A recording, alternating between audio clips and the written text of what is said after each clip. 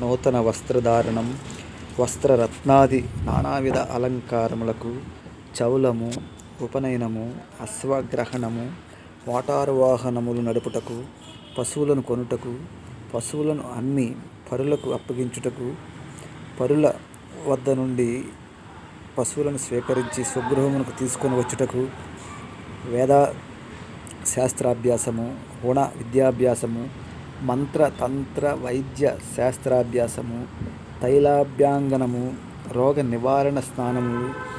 రాజ్యాభిషేకము, పట్టాభిషేకము, గదారోహణము, హనము, వాస్తుకర్మము, భూగృహము సంబంధించిన మార్పులకు, చిత్రలేఖనం, ఫైన్ ఆర్ట్స్కి సంబంధించినటువంటి కృషి, పొలము, వ్యాపారము, దేవతా పూజలకు, మంత్రతంత్ర అనుసరించుటకు, బీజావాపము, నారికేళ స్థాపనము,